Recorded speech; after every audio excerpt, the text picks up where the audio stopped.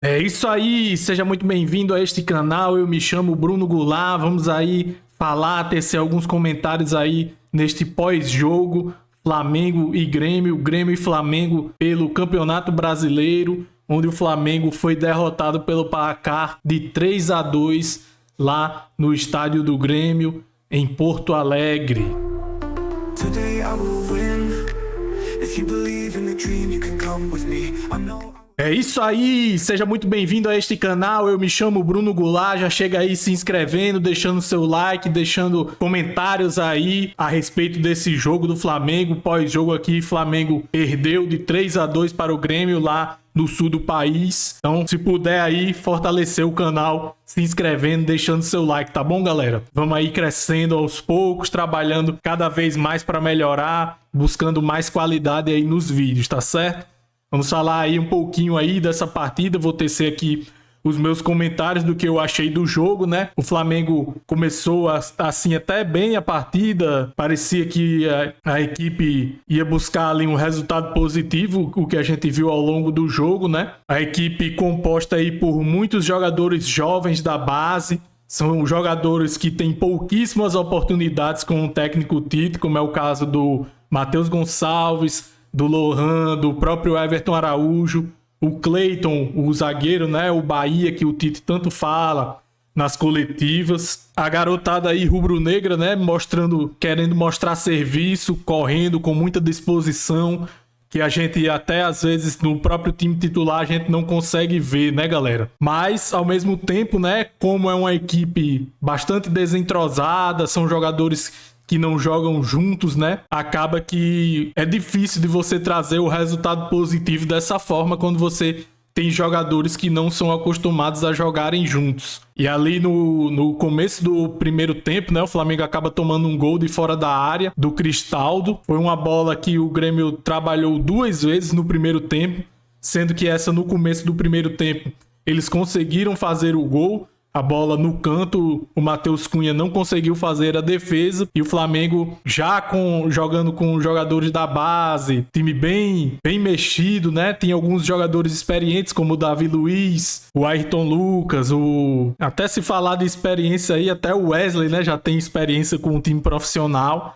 Mas um jogador jovem. Mas aí o que se espera normalmente, né, é que a equipe venha oscilar e tal. Mas a equipe tentou buscar o resultado, né? Foi pra cima, não desistiu do jogo no primeiro tempo. E aí um belo passe do Alcaraz para o Matheus Gonçalves. Dentro da área, fez um bom drible e bateu chapado, cruzado, né? Aquela bola cruzada, aquela batida tirando do goleiro.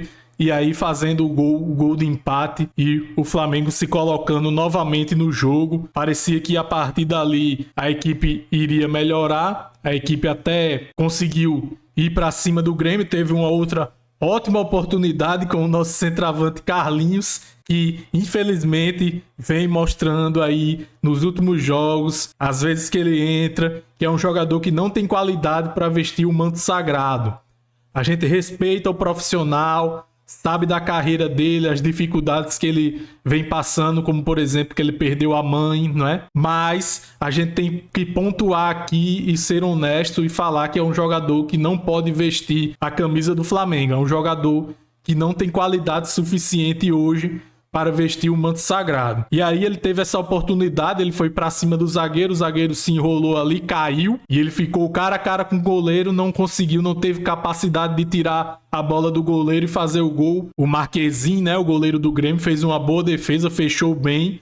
E aí também entra aquela coisa, né, o goleiro, ele sabe que ali na frente não tem um jogador de qualidade, né, nem se apavorou, ficou tranquilo e acabou pegando a bola. Eu acho que foi a única boa jogada aí do Carlinhos que contou com um erro adversário. O Grêmio, naquele jeito, né, estilo defensivo, como é essa escola gaúcha aí, que é um futebol que não me agrada, mas os gaúchos aí gostam bastante, né? Esse estilo retrancado, que joga por uma bola e tal. Eles ainda tiveram oportunidade ali também de um chute de fora de área, se eu não me engano também foi o Cristaldo que chutou e a bola acabou pegando na trave. E ali no primeiro tempo acabou 1-1 e o Flamengo voltando para o segundo tempo. Eu acho que, na minha opinião, o Tite já deveria ter tirado o Carlinhos. Foi um jogador assim que ao longo do primeiro tempo, não mostrou, né, a que veio. Foi um jogador bem abaixo, na minha opinião. O Carlinhos e o Alan foram jogadores que destoaram aí do resto da equipe, que o time estava sempre buscando, sempre indo para cima, né? Mais pela questão da vontade do que pela organização tática. A gente via mesmo que os jogadores, aquela questão do erro em tentativa, né? Tentando fazer as jogadas, às vezes erravam bastante nos passes, mas às vezes dava certo. E aí eles conseguiam chegar no último terço do ataque com certo perigo. E aí a ducha de água fria foi que o Flamengo entrou bem no segundo tempo, os jovens indo para cima, são jogadores que a gente sabe que tem qualidade, mas a gente sabe que esses jogadores eles têm que ser trabalhados, né? Não serem assim, não ser jogados aos leões. E aí, mais uma vez, né, o técnico Tite, ele não gosta de utilizar os jogadores da base ao longo do ano, né? Ele não usa muitos jogadores nos jogos normais e ele acaba escalando mais esses jogadores assim, na fogueira, né? Tipo, vai botar todo mundo reserva e bota os moleques pra jogar. E aí muito disso também passa no jogo de hoje, né? Porque a gente vê que eles têm esse empenho, têm essa vontade, mas como eles jogam pouco, eles se apresentam bastante desorganizados em campo. E aí, até o Flamengo fazendo esse abafa no começo do primeiro tempo, a equipe do Grêmio, por ser bem mais experiente, né, foi lá e acabou fazendo aquele gol. O Bract White, né, acabou pegando um rebote, um chute do Reinaldo, um chute cruzado, a bola desvia, bate no Matheus Cunha. Alguns podem até pontuar que tenha sido falha do Matheus Cunha. Realmente ele se posicionou de uma maneira estranha no momento de defender a bola, né? Tentando defender mais com o pé, mas como teve um desvio, eu acho que comprometeu bastante a defesa do goleiro, né? E a bola acabou sobrando aí no pé do centroavante, que o centroavante ele vai estar sempre preparado, ao contrário do nosso Carlinhos, né? Mas o centroavante ele sempre vai estar preparado para receber a bola para fazer o gol. E aí o Bract White fez o segundo gol do Grêmio e foi uma baita de uma ducha de água fria para cima dos nossos jogadores. Na sequência teve a jogada polêmica, né, da expulsão do Carlinhos e ali praticamente matou o jogo, porque fica muito difícil você se motivar, você perdendo fora de casa, uma equipe toda bagunçada, né, taticamente falando, mais uma equipe que estava se baseando mais na vontade, no empenho, na força desses jovens jogadores, do Matheus Gonçalves, do Lohan, do próprio Everton Araújo, os jogadores ali se desdobrando para tentar buscar um resultado positivo. E aí essa expulsão do Carlinhos, uma expulsão bem estranha, né? O Kahneman ali na sua experiência, né, ficou fazendo aquele movimento com a mão, né, perturbando o Carlinhos. E quando ele toca a mão no Carlinhos, o Carlinhos vai dar aquele tapa, né, para tirar a mão do jogador da frente, né, de tirar a mão, né, do jogador do corpo dele. E acaba a mão, assim, a imagem muito longe, eu não tenho certeza absoluta se pegou no rosto do jogador do Grêmio, mas vamos supor que tenha pegado. Resvalou ali no rosto, sei lá, né? Mas vamos supor aí que realmente tenha pegado. Eu acho assim que o Bandeirinha tava também muito longe ali, a bola foi lá no meio de campo lá e foi ele que marcou e tal, com convicção falando para o árbitro para expulsar. E o árbitro, ele estava de costas, né? Estava de costas, não viu o lance. E eu acho que, assim, quando é uma jogada desse tipo, assim, que é um lance capital do jogo, não é um lance qualquer, uma expulsão a gente sabe que define jogos, eu acho que o árbitro deveria olhar, né, no VAR, pelo menos para ter a sua própria opinião a respeito do lance, já que ele não viu a jogada. Mas aí, né, a gente sabe como é o futebol brasileiro e o árbitro não foi ver lá no VAR, mas também aqui não vai ficar choro nenhum a respeito disso. Muito pelo contrário, até porque o Carlinhos, na minha opinião, já era um a menos em campo. Como eu falei, ele deveria ter saído no intervalo ou nem deveria ter entrado de titular. Era para ter colocado lá o moleque que entrou lá no final do jogo. E aí o Flamengo, né, com esse lance aí, praticamente determinou o jogo, né? A equipe ainda se mostrou com certo empenho, né?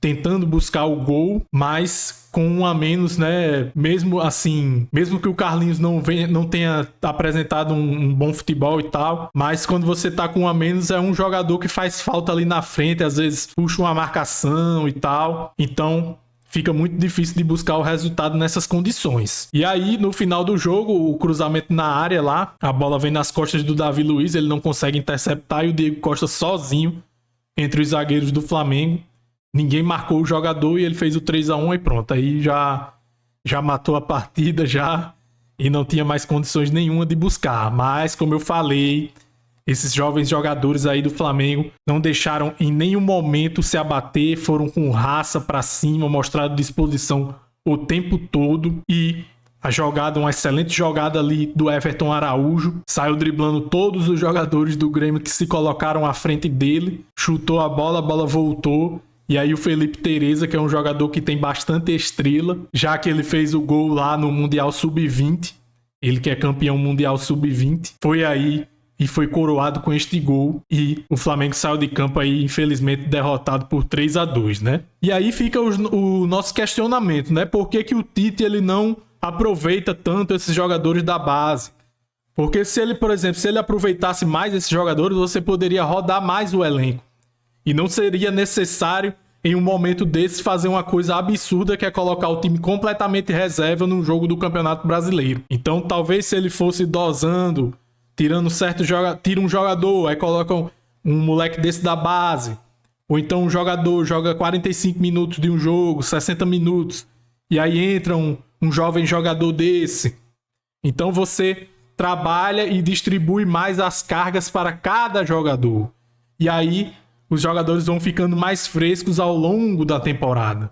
Mas o Tite ele teve essa característica durante todo o campeonato, né, de não aproveitar os jogadores da base e colocando eles aí na fogueira, né? Eu acho que esse jogo aí, pelo futebol mostrado pelas duas equipes, o Flamengo até mereceria um resultado melhor, mais pelos moleques aí que entraram, que mostraram disposição, do que pelo técnico Tite, né? Pelo técnico Tite a derrota já era esperada, até porque colocar um time todo reserva contra a equipe do Grêmio, a gente sabe que a equipe do Grêmio vive um mau momento, né? Mas é uma equipe grande, uma equipe que deve ser respeitada, então é muito difícil você buscar um resultado positivo nestas condições. E aí a gente tem que tirar alguma lição, né, desse jogo. Os aspectos positivos ficam que a gente pode sim contar com alguns jogadores destes da base, né? São jogadores que mostram empenho quando entram em campo e, se bem treinados, se bem planejados,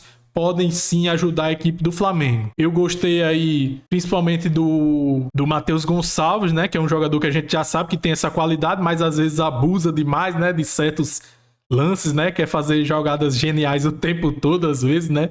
Mas isso é da característica do jogador e também pela idade. E além do Matheus Gonçalves, um jogador que me chamou a atenção foi o Carlos Alcaraz. Esse já era mais esperado que mostrasse qualidade. É dele o passe, né, que coloca o Matheus Gonçalves em condições de fazer o gol. O Carlos Alcaraz bateu bons escanteios, né? Teve aquele escanteio que ele cruzou no primeiro pau, um cruzamento bem rápido, né? E o Ayrton Lucas desviou e quase fez um gol ali pro Flamengo naquele momento. Então fica aí esses pontos positivos, mas a gente sabe que agora, né, os pontos negativos são bem maiores e o Campeonato Brasileiro, em termos de título, fica praticamente impossível aí para o Flamengo, já que são 11 pontos que separam o Flamengo da liderança do Campeonato Brasileiro. Lembrando que o Flamengo não pode deixar de lado o Campeonato Brasileiro. Por quê? Porque se apostar tudo nas Copas e o Flamengo for eliminado da Copa do Brasil e da Copa Libertadores, ele não vai ter a vaga direta na Libertadores do ano que vem. Isso seria um prejuízo enorme para o clube. Então, ele ainda tem que focar no Campeonato Brasileiro. A nossa sorte foi que o São Paulo hoje também entrou com o time todo reserva, praticamente todo reserva, e perdeu a sua partida. O Bahia também perdeu, não se aproximou. O São Paulo perdeu, não conseguiu ultrapassar o Flamengo. E aí o Flamengo fica na mesma posição em quarto lugar. E outra coisa, é interessante que o Flamengo fique pelo menos entre os 4 primeiros, já que se o Flamengo ficar mais para trás, o Flamengo não entraria na fase de grupos de forma direta. Teria que ir para aquela chamada pré-Libertadores. E aí já teriam jogos no começo do ano. Por exemplo, normalmente esses jogos são no final de janeiro. E aí o time já se mostra cansado hoje em dia, né? Tendo começado a temporada normal. Imagina você ter que antecipar o seu calendário para jogar uma fase de pré-Libertadores. Eu acho que comprometeria também o ano seguinte e muito o aspecto físico dos jogadores que também ano que vem vão jogar Mundial. E aqui, só para fechar o vídeo, vamos falar aí o que o Tite disse na coletiva Aqui tá o resumo aí do GE, eu vou ler só as principais frases aí que ele soltou durante a coletiva. Inclusive aí já na matéria, aí no corpo da matéria, né? Tite elogia time após derrota em Porto Alegre. O Flamengo jogou, o Grêmio ganhou. Ele falou o seguinte durante a coletiva: a melhor forma de obtermos êxito nessa sequência de jogos, quinta, domingo e quinta, era dessa forma, poupando atletas. Não tinha condição de desempenho para os atletas titulares. No jogo de hoje, vou ser curto e grosso. O Flamengo jogou, o Grêmio ganhou. E aqui duas perguntas, uma falando sobre a pressão de jogar no Flamengo, aí ele fala que teve pressão em todos os clubes que jogou, mas a gente sabe que não é bem assim, a pressão no Flamengo é bem maior do que qualquer outro clube brasileiro. E ele fala aí da permanência, né, se vier a perder contra o Peñarol. Vamos ler. Acha que o jogo com o Peñarol definirá sua permanência no Flamengo? Ele falou: meu trabalho segue e essa pergunta não é para mim, é para dirigentes, não para mim. Uma outra pergunta também que foi feita foi sobre o gol do Diego Costa, o último gol, que é uma bola recorrente no Flamengo, né? A bola aérea que a gente já sabe aqui. E aí eles falaram que foi mais pela questão do desentrosamento. Eles que eu digo também porque o César Sampaio estava na coletiva e respondeu. César Sampaio falou: foi uma bola onde nós fizemos um movimento precipitado, uma dobra no mesmo homem. Parte disso é porque essa equipe não tinha uma rotina de jogar junto. Isso é subproduto do que havia acontecido no segundo gol. Depois do gol, a gente perde o Carlinhos por um lance que, para mim, também teve uma falta no Wesley, em que o mesmo conceito não foi adotado, da forma que foi na expulsão do Carlinhos, mas foi por falta de rotina e estar com um homem a menos. A gente acabou deixando o funil aberto nesse setor e sofremos o terceiro gol. E aí também foi perguntado, né, se o time vai abandonar o brasileiro e quais são as pretensões para o brasileiro. O Tite falou: como um planejamento e redireciona. A gente agora vai analisar jogo a jogo para ter a percepção, porque as coisas vão mudando. Se ajustar faz parte.